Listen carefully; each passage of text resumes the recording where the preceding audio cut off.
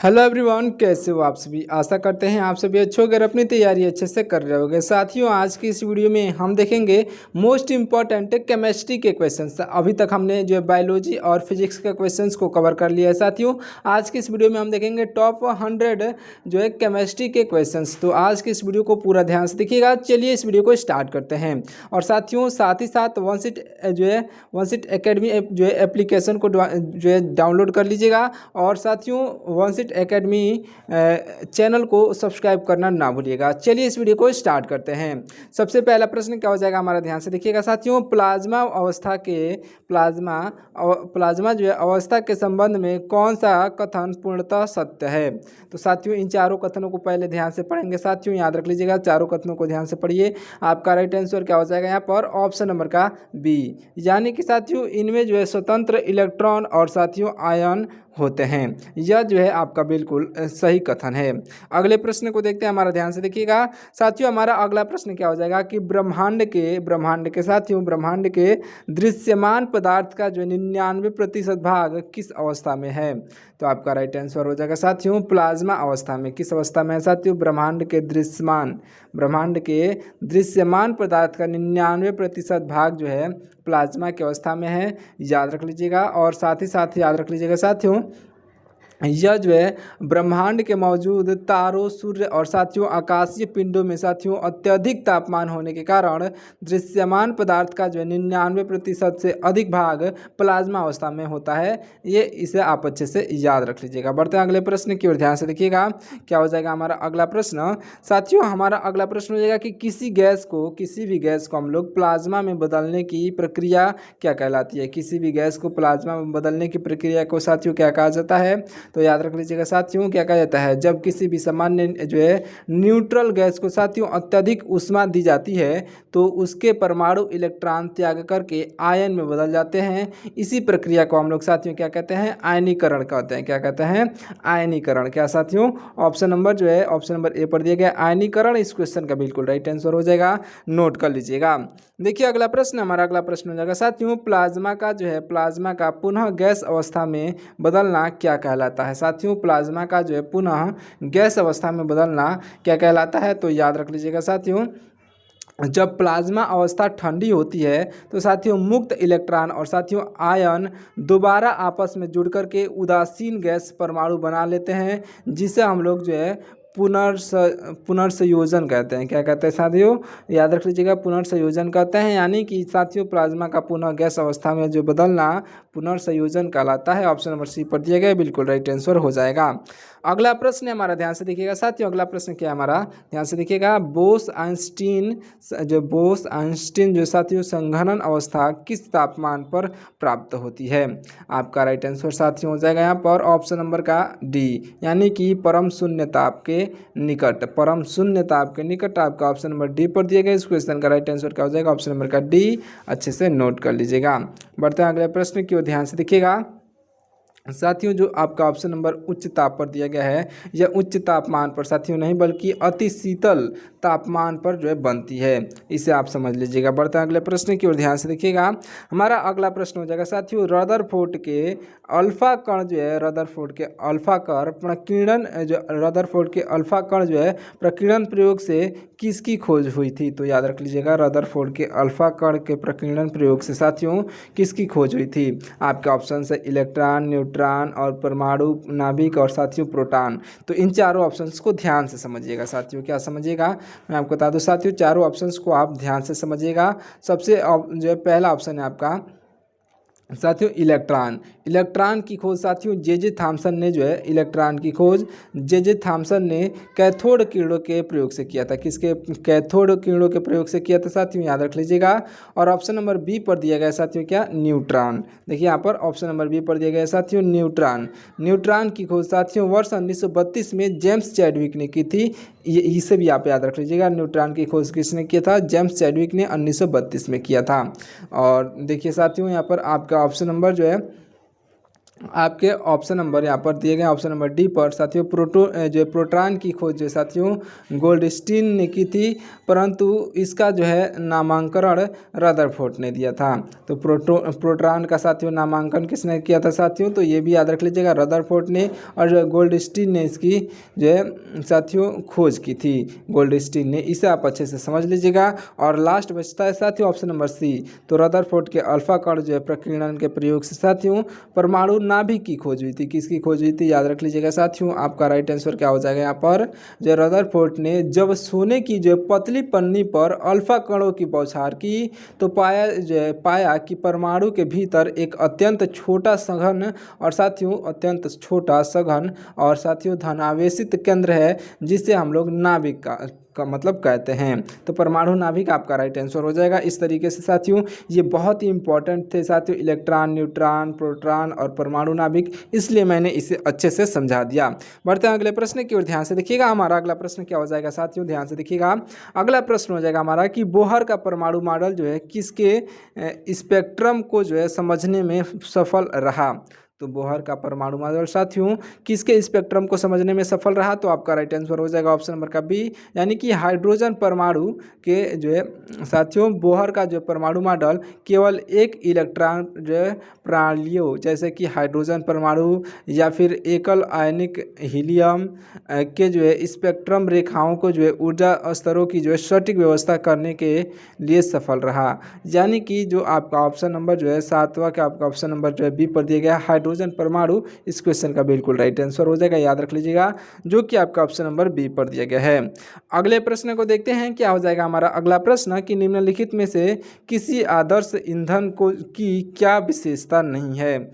निम्नलिखित में साथियों किसी आदर्श ईंधन की क्या विशेषता नहीं है, यह पूछा जा रहा है। आपका राइट आंसर हो जाएगा साथियों, याद रख लीजिएगा, ऑप्शन नंबर ए पर दिया गया है उच्च ऊष्मीय मान। याद रख लीजिएगा साथियों, उच्च ऊष्मीय मान जो निम्नलिखित में से किसी आदर्श ईंधन की क्या विशेषता नहीं है, तो उच्च ऊष्मीय मान जो है ये नहीं हो सकता, यानी कि इसकी विशेषता नहीं है। तो ऑप्शन नंबर ए पर दिया गया उच्च ऊष्मीय मान आपका बिल्कुल राइट आंसर हो जाएगा, याद रख लीजिएगा। और मध्यम जो है ज्वलन तापमान जो दिया गया है आपका ऑप्शन नंबर बी पर, तो ज्वलन ताप जो है माध्यम होना चाहिए, न बहुत कम और न बहुत अधिक, तो इसे भी आप याद रख लीजिएगा। बढ़ते हैं अगले प्रश्न की ओर, ध्यान से देखिएगा। हमारा अगला प्रश्न हो जाएगा साथियों, ध्यान से देखिएगा, हाइजेनबर्ग के अनुसार साथियों किन दो राशियों को एक साथ मापना असंभव है। तो साथियों याद रख लीजिएगा, हाइजेनबर्ग के अनुसार किन दो राशियों को साथियों एक साथ मापना असंभव है, तो आपका राइट आंसर हो जाएगा ऑप्शन नंबर का डी, यानी कि आवेश और साथियों स्पिन। क्या हो जाएगा, आवेश और स्पिन आपका ऑप्शन नंबर जो है डी पर दिया गया है, यानी कि ऑप्शन नंबर का डी आपका बिल्कुल राइट आंसर हो जाएगा, याद रख लीजिएगा। क्या हो जाएगा आपका राइट आंसर, तो ऑप्शन नंबर का डी आपका राइट आंसर होगा। अगला प्रश्न क्या हमारा, ध्यान से देखिएगा, पेट्रोल की एंटी नॉकिंग पेट्रोल के साथियों क्या आपका प्रश्न, ध्यान से देखिएगा साथियों। हमारा अगला प्रश्न, एक मिनट देखिए अपन, हमारा अगला प्रश्न हो जाएगा साथियों, ध्यान से देखिएगा। क्या हो जाएगा प्रश्न हो जाएगा कि पेट्रोल की एंटी नॉकिंग जो है गुणवत्ता किस पैमाने पर जो है मापी जाती है।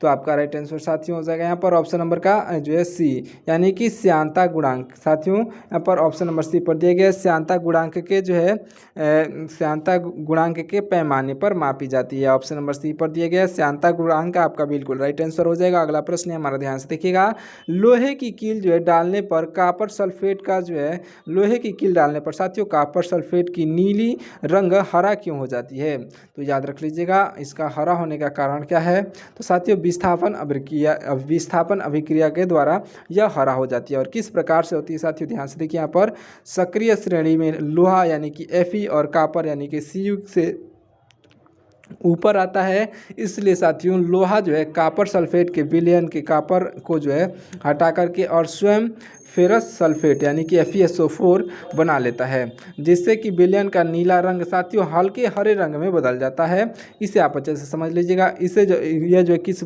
अभिक्रिया के द्वारा होता है, तो विस्थापन अभिक्रिया के द्वारा होता है, याद रख लीजिएगा। बढ़ते हैं अगले प्रश्न की ओर, ध्यान से देखिएगा साथियों, याद रख लीजिएगा हमारा अगला प्रश्न क्या हो जाएगा कि प्रसिद्ध खनिज, साथियों प्रसिद्ध जो है खनिज सिनेबार किस धातु का मुख्य अयस्क है। प्रसिद्ध खनिज जो है सिनेबार किस धातु का मुख्य अयस्क है। तो आपका राइट आंसर हो जाएगा साथियों, याद रख लीजिएगा आपका राइट आंसर हो जाएगा ऑप्शन नंबर का बी, यानी कि पारा। पारा आपका ऑप्शन नंबर बी पर दिया गया है साथियों, जो कि प्रसिद्ध खनिज सिनेबार जो है पारा धातु का मुख्य अयस्क है। तो ऑप्शन नंबर का बी बिल्कुल राइट आंसर हो जाएगा, याद रख लीजिएगा। अगला प्रश्न क्या हो जाएगा हमारा, ध्यान से देखिएगा। हमारा अगला प्रश्न हो जाएगा साथियों, हथेली पर रखने पर जो है पिघलने वाली ठोस धातु कौन सी है। तो हथेली पर रखने पर पिघलने वाली ठोस धातु या साथियों याद रख लीजिएगा गैलियम है। कौन सी धातु है साथियों, गैलियम धातु, जो कि आपका ऑप्शन नंबर बी पर दिया गया राइट आंसर हो जाएगा। क्यों क्यों पिघलता है साथियों, ये समझिए। देखिए यहाँ पर गैलियम क्यों पिघलता है, तो गैलियम यानी कि जी इसका जो है मतलब रासायनिक मतलब दर्शाने का जो वो होता है Ga। और साथियों गैलियम जो है धातु का गलनांक बहुत कम होता है, लगभग 29.76 डिग्री सेल्सियस होता है साथियों। और मानव शरीर का सामान्य तापमान 37 डिग्री सेल्सियस होने के कारण हथेली पर रखते ही यह शरीर की जो है ऊष्मा पाकर के तुरंत पिघल जाता है। इसका कारण क्या है साथियों, मैंने आपको बताया कि जो लगभग साथियों सामान्य मनुष्य का जो शरीर का सामान्य तापमान 37 डिग्री सेल्सियस होता है, और साथियों इसके जो है गलनांक का तापमान 29 डिग्री सेल्सियस होता है। तो इस प्रकार से जो है आपका गैलियम या जो पहले ही पिघल जाता है हाथ में रखते ही। अगले प्रश्न को देखिएगा क्या हो जाएगा हमारा अगला प्रश्न। साथियों हमारा अगला प्रश्न हो जाएगा कि प्रसिद्ध मिश्र धातु कांसा किन धातुओं का जो है मिश्रण है। तो प्रसिद्ध मिश्र धातु जो है कांसा किस धातु का मिश्रण है। तो आपका राइट आंसर हो जाएगा साथियों, याद रख लीजिएगा तांबा और टीन का। जो साथियों कांसा जो होता है एक प्रमुख मिश्र धातु है, जो कि तांबे और साथियों टीन के जो निश्चित संयोजन से बनाई जाती है। तो आपका ऑप्शन नंबर डी पर दिया गया तांबा और टीन, आपका ऑप्शन नंबर का डी इस क्वेश्चन का बिल्कुल राइट आंसर हो जाएगा, नोट कर लीजिएगा। देखिए अगला प्रश्न है हमारा, अगला प्रश्न क्या हो जाएगा कि अधातु होते हुए भी विद्युत का जो अच्छा सुचालक कौन सा है। अधातु होते हुए भी विद्युत का अच्छा सुचालक कौन सा है साथियों, इन चारों ऑप्शन में से। तो आपका राइट आंसर हो जाएगा साथियों ग्रेफाइट। कौन सा, ग्रेफाइट जो है अधातु होते हुए भी विद्युत का अच्छा सुचालक है, यानी कि ऑप्शन नंबर सी पर दिए गए बिल्कुल राइट आंसर हो जाएगा, याद रख लीजिएगा। और क्यों जो है साथियों अधातु होते हुए भी अच्छा सुचालक है, तो ये देखिए साथियों ग्रेफाइट जो होता है यह ग्रेफाइट कार्बन का एक अपरूप होता है, और इसकी परतीय संरचना में साथियों प्रत्येक कार्बन केवल 3 अन्य कार्बन परमाणुओं से जुड़े होते हैं, जिसके प्रत्येक परमाणु पर साथियों एक मुक्त इलेक्ट्रॉन यानी कि फ्री इलेक्ट्रॉन्स बच जाता है, जो कि विद्युत धारा का जो है चालन करता है। तो इसे आप अच्छे से समझ लीजिएगा साथियों, ग्रेफाइट जो है क्यों विद्युत धारा का चालन करता है, इसे आप समझ लीजिएगा। बढ़ते हैं अगले प्रश्न की ओर, ध्यान से देखिएगा साथियों। अगर आपको ये वीडियो पसंद आ रही हो तो आप जो है अपना राय कमेंट में जरूर से बताइएगा साथियों। इस तरीके से एक्सप्लेन के साथ मैं आपको पढ़ा रहा हूँ तो कैसा लग रहा है साथियों, कमेंट सेक्शन में आप जो है कमेंट जरूर से करिएगा। देखते हैं अगले प्रश्न को, ध्यान से देखिएगा। हमारा अगला प्रश्न क्या हो जाएगा साथियों, ध्यान से देखिएगा। कौन सी धातु जो है केवल भाप के साथ अभिक्रिया करके ऑक्साइड बनाती है। ऐसी कौन सी धातु है जो साथियों, ऐसी कौन सी धातु है जो कि केवल भाप के साथ अभिक्रिया करके ऑक्साइड बनाती है। तो आपका राइट आंसर यहाँ पर क्या हो जाएगा, ऑप्शन नंबर का बी, यानी कि लोहा। और लोहा कैसे बनाती है साथियों, ये मैं आपको बता दूं। सक्रियता श्रेणी में साथियों आयरन यानी कि लोहा का जो स्थान थोड़ा नीचे होने के कारण यह ठंडे या फिर गर्म पानी से जो है सीधे क्रिया नहीं कर पाता है, परंतु लाल गर्म जो है अवस्था में साथियों यह केवल भाप यानी कि स्टीम के साथ साथियों अभिक्रिया कर और जो है हाइड्रोजन मुक्त करता है। तो इस प्रकार से ऑप्शन नंबर का बी इस क्वेश्चन का बिल्कुल राइट आंसर हो जाएगा, नोट कर लीजिएगा। बढ़ते हैं अगले प्रश्न की ओर, ध्यान से देखिएगा। हमारा अगला प्रश्न क्या हो जाएगा साथियों, ध्यान से देखिएगा। धातुएं नाइट्रिक अम्ल से क्रिया कर हाइड्रोजन गैस क्यों नहीं देती। तो धातुएं साथियों नाइट्रिक अम्ल से क्रिया करके नाइट्रोजन क्यों नहीं देती हैं। तो आपका राइट आंसर हो जाएगा यह एक प्रबल जो है ऑक्सीकारक है, क्योंकि साथियों यह जो है एक प्रबल ऑक्सीकारक हैं इसलिए नहीं देती हैं, यानी कि ऑप्शन नंबर का बी इस क्वेश्चन का बिल्कुल राइट आंसर हो जाएगा। देखिए अगला प्रश्न, हमारा अगला प्रश्न हो जाएगा साथियों। किन धातुओं को साधारण घरेलू चाकू से आसानी से काटा जा सकता है। तो याद रख लीजिएगा साथियों, याद रख लीजिएगा आपका राइट आंसर हो जाएगा आपका ऑप्शन नंबर का ए, यानी कि लिथियम और साथियों सोडियम को हम लोग जो है साधारण घर की चाकू से काट सकते हैं? तो लिथियम और सोडियम आपका ऑप्शन नंबर ए पर दिया गया है, बिल्कुल राइट आंसर आपका हो जाएगा कौन सा? ऑप्शन नंबर का ए आपका बिल्कुल राइट आंसर हो जाएगा। देखिए अगला प्रश्न, हमारा अगला प्रश्न हो जाएगा साथियों जलीय विलयन के लिए, साथियों जलीय विलयन के लिए पीएच स्केल का जो है किसका, जलीय विलयन के लिए पीएच स्केल का साथियों विकास किसने किया था? तो याद रख लीजिएगा साथियों, यहाँ किसने किया था? तो सोरेनसन ने किया था। किसने? सोरेनसन ने। याद रख लीजिएगा साथियों कैसे किया था? तो याद रखिए यहाँ पर डेनिस जो है रसायन शास्त्री SPL सोरेनसन ने वर्ष 1909 में साथियों जलीय विलयन में जो है हाइड्रोजन आयनों की सांद्रता को सरल रूप में साथियों व्यक्त करने के लिए पीएच स्केल का जो है प्रतिपादन किया था। तो इस प्रकार से ऑप्शन नंबर के बी यहाँ पर जो है सोरेनसन जो है आपके सोरेनसन आपके बिल्कुल राइट आंसर हो जाएंगे। देखिए अगला प्रश्न, हमारा अगला प्रश्न क्या हो जाएगा कि निम्नलिखित में से कौन सा एक शुद्ध, निम्नलिखित में से कौन सा एक शुद्ध यौगिक का उदाहरण है? तो निम्नलिखित में से साथियों कौन सा एक शुद्ध यौगिक का उदाहरण है? तो आपका राइट आंसर हो जाएगा ऑप्शन नंबर का डी, यानी कि अमोनिया गैस। कौन सा साथियों? अमोनिया गैस, जो कि आपका ऑप्शन नंबर डी पर दिया गया अमोनिया गैस इस क्वेश्चन का बिल्कुल राइट आंसर हो जाएगा, याद रख लीजिएगा। देखिए अगला प्रश्न, हमारा अगला प्रश्न हो जाएगा साथियों कि किस यौगिक में साथियों आयनिक और जो है सहयोजक दोनों आबंध पाए जाते हैं? तो किस यौगिक में पाए जाते हैं साथियों? याद रख लीजिएगा, यह पाए जाते हैं सोडियम हाइड्रोक्साइड में। किसमें साथियों? सोडियम हाइड्रोक्साइड में पाए जाते हैं, जो कि आपका ऑप्शन नंबर ए पर दिया गया है सोडियम हाइड्रोक्साइड आपका ऑप्शन नंबर का ए बिल्कुल राइट आंसर हो जाएगा साथियों, याद रख लीजिएगा। NaOH में साथियों यानी कि सोडियम हाइड्रोक्साइड में सोडियम आयन यानी कि Na और साथियों हाइड्रोक्साइड यानी कि हाइड्रोक्साइड आयन यानी कि OH निगेटिव के बीच जो है आयनिक बंध होता है, जबकि हाइड्रोक्साइड आयन के भीतर साथियों ऑक्सीजन और हाइड्रोजन परमाणुओं के बीच इलेक्ट्रॉनों की जो है साझेदारी से सहसंयोजक बंध बना देता है। तो यानी कि आपका राइट आंसर यहाँ पर हो जाएगा ऑप्शन नंबर का ए, यानी कि सोडियम हाइड्रोक्साइड ऑप्शन नंबर का ए बिल्कुल राइट आंसर हो जाएगा। देखिए अगला प्रश्न, हमारा अगला प्रश्न क्या हो जाएगा साथियों, जिप्सम जो है किस ताप पर निर्जलीकृत होकर के जो है प्लास्टर ऑफ पेरिस बनता है?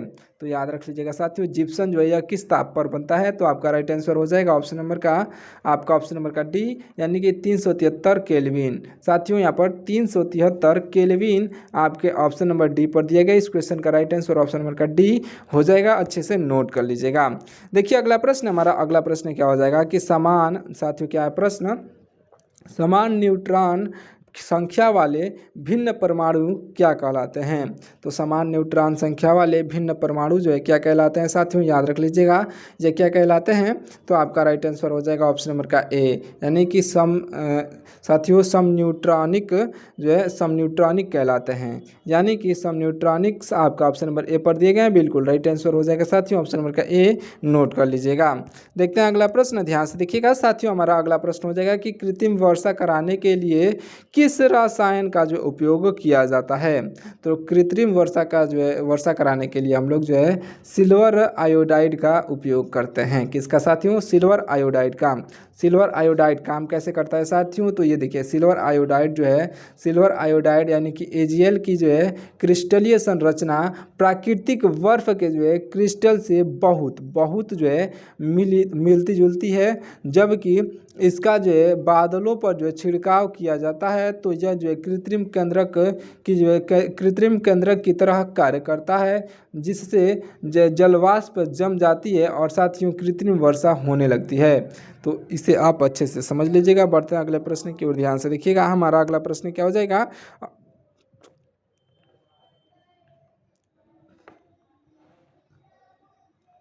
अगला प्रश्न हो जाएगा हमारा, ध्यान से देखिएगा साथियों। अगला प्रश्न हो जाएगा कि अभिक्रिया CuO+H2 -CuO+H2O में जो है साथियों किसका ऑक्सीकरण हो रहा है? किसका जो है ऑक्सीकरण हो रहा है, यह पूछा जा रहा है। तो साथियों ऑक्सीकरण जो हो रहा है H2 का हो रहा है, याद रख लीजिएगा किसका हो रहा है? H2 का हो रहा है साथियों, ऑक्सीकरण H2 का हो रहा है। किसी रासायनिक अभिक्रिया में साथियों ऑक्सीजन का जो है जुड़ना यानी कि ऑक्सीकरण कहलाता है। तो इस प्रकार से ऑक्सीजन यहाँ पर जुड़ रहा है साथियों, यानी कि H2 का जो है ऑक्सीकरण हो रहा है। इस सब समझ लीजिएगा। अगले प्रश्नों को देखते हैं। हमारा अगला प्रश्न हो जाएगा साथियों, ध्यान से देखिएगा, एथेनॉल जो है एथेनॉल सोडियम धातु से क्रिया करके कौन सी गैस बनाता है? तो एथेनॉल साथियों सोडियम धातु से क्रिया करके कौन सी गैस बनाता है? आपका राइट आंसर हो जाएगा साथियों ऑप्शन नंबर का बी, यानी कि हाइड्रोजन। कौन सी गैस बनाता है साथियों? तो हाइड्रोजन गैस बनाता है, जो कि आपका ऑप्शन नंबर बी पर दिया गया है। बिल्कुल राइट आंसर हो जाएगा, याद रख लीजिएगा। अगला प्रश्न क्या हो जाएगा हमारा, ध्यान से देखिएगा। अगला प्रश्न हो जाएगा कि कोलाइडी कणों द्वारा जो है प्रकाश की किरणों का प्रकीर्णन क्या कहलाता है? तो कोलाइडी कणों द्वारा जो है प्रकाश की किरणों का जो है प्रकीर्णन क्या कहलाता है? तो आपका राइट आंसर हो जाएगा साथियों, याद रख लीजिएगा, जो है टिंडन प्रभाव कहलाता है। क्या कहलाता है? टिंडन प्रभाव, जो कि आपका ऑप्शन नंबर डी पर दिया गया है। टिंडन प्रभाव आपका ऑप्शन नंबर का डी बिल्कुल राइट आंसर हो जाएगा। अगला प्रश्न है हमारा, ध्यान से देखिएगा साथियों। हमारा अगला प्रश्न क्या हो जाएगा? अगला प्रश्न हो जाएगा हमारा कि बकमिंटस फुलरीन यानी कि C60 में साथियों छल्लों की जो है व्यवस्था कैसी होती है? तो याद रख लीजिएगा साथियों, इसमें जो है छल्लों की व्यवस्था कैसी होती है? तो 20 पटकोण और 12 पचकोण, जो कि आपका ऑप्शन नंबर जो है ए पर दिया गया है, यानी कि ऑप्शन नंबर का ए बिल्कुल राइट आंसर हो जाएगा। देखते हैं अगला प्रश्न। हमारा अगला प्रश्न हो जाएगा साथियों, ध्यान से देखिएगा। रेल पटरियों को जोड़ने वाली थर्माइट विधि में जो है क्या प्रयुक्त होता है? तो साथियों याद रख लीजिएगा, इसमें क्या प्रयुक्त होता है? आपका राइट आंसर हो जाएगा एल्यूमिनियम चूर्ण। क्या प्रयुक्त होता है साथियों? एल्यूमिनियम चूर्ण प्रयुक्त होता है। ये क्वेश्चन आपका ऑप्शन नंबर डी का, इस क्वेश्चन का राइट आंसर ऑप्शन नंबर का डी हो जाएगा। और ये क्वेश्चन आप अच्छे से नोट कर लीजिएगा, क्योंकि साथियों ये जो है रेलवे से संबंधित है, तो इसी प्रकार के प्रश्न आपके एग्जाम में पूछे जाएंगे, तो इसे आप अच्छे से नोट कर लीजिएगा। देखते हैं अगला प्रश्न। हमारा अगला प्रश्न क्या हो जाएगा साथियों, ध्यान से देखिएगा। ये जो लास्ट प्रश्न होने वाला है साथियों, निम्नलिखित में से कौन सा ऑक्साइड उभय धर्मी प्रकृति का है? तो निम्नलिखित में से कौन सा साथियों ऑक्साइड जो है उभय धर्मी प्रकृति का है? तो आपका राइट आंसर यहाँ पर हो जाएगा साथियों ऑप्शन नंबर का सी, यानी कि एल्यूमिनियम ऑक्साइड है। कौन सा है साथियों? एल्यूमिनियम ऑक्साइड, याद रख लीजिएगा, ऑप्शन नंबर सी पर दिया गया। आपका ऑप्शन नंबर का सी बिल्कुल राइट आंसर हो जाएगा, एल्यूमिनियम ऑक्साइड। और एक बार साथियों ध्यान से देखिएगा, यह जो है उभयधर्मी ऑक्साइड है, जो कि एल्युमिनियम ऑक्साइड जो है एक उभयधर्मी ऑक्साइड है, जो कि साथियों अम्ल के सापेक्ष जो है सामने क्षार की तरह, और साथियों क्षार के सामने साथियों अम्ल की तरह व्यवहार करके लवण और जल बनाता है। और आप साथियों यहाँ पर देखिए, यहाँ पर सोडियम ऑक्साइड को समझते हैं। सोडियम ऑक्साइड साथियों, जो कि आपका ऑप्शन नंबर ए पर दिया गया है। सोडियम ऑक्साइड को समझ लेते हैं साथ। यहाँ पर सोडियम ऑक्साइड जो होता है Na2O एक प्रबल क्षारीय बेसिक ऑक्साइड है, जो कि धातुओं की सामान्य विशेषता है। और साथियों याद रख लीजिएगा, ऑप्शन बी को देखते हैं यहाँ पर, कार्बन डाइऑक्साइड। कार्बन डाइऑक्साइड से क्या समझते हैं साथियों? यहाँ पर देखिएगा, कार्बन डाइऑक्साइड जो होता है CO2 होता है, जो कि अधातु का जो है ऑक्साइड होने के कारण अम्लीय प्रकृति का होता है। यह किस प्रकृति का होता है साथियों? तो अम्लीय प्रकृति का होता है, याद रख लीजिएगा। और ऑप्शन नंबर डी को समझ लेते हैं हम लोग साथियों। यहाँ पर ध्यान से देखिएगा, नाइट्रस ऑक्साइड। साथियों देखिए यहाँ पर नाइट्रस ऑक्साइड जो होता है N2O जो है लाफिंग गैस जिसे हम लोग कहते हैं, या उदासीन होता है, यानी कि क्या होता है? न्यूट्रल होता है साथियों, न्यूट्रल ऑक्साइड होता है। यह एक न्यूट्रल ऑक्साइड का उदाहरण है। तो इस प्रकार से चारों ऑप्शंस को समझ लिया हम साथियों। तो चलिए इस वीडियो को यहीं पे समाप्त कर देते हैं, मिलते हैं किसी और वीडियो में। तब तक के लिए आप अपना कमेंट सेक्शन में अपना नाम जो है ज़रूर से कमेंट करिएगा। अपना नाम और आपने कितने प्रश्न जो है पहले से आपको मालूम थे, वो कमेंट जरूर से करिएगा साथियों। चलिए मिलते हैं किसी और वीडियो में, तब तक के लिए आप हमारे वीडियो को लाइक करके और चैनल को सब्सक्राइब जरूर से कर लीजिएगा। जय हिंद।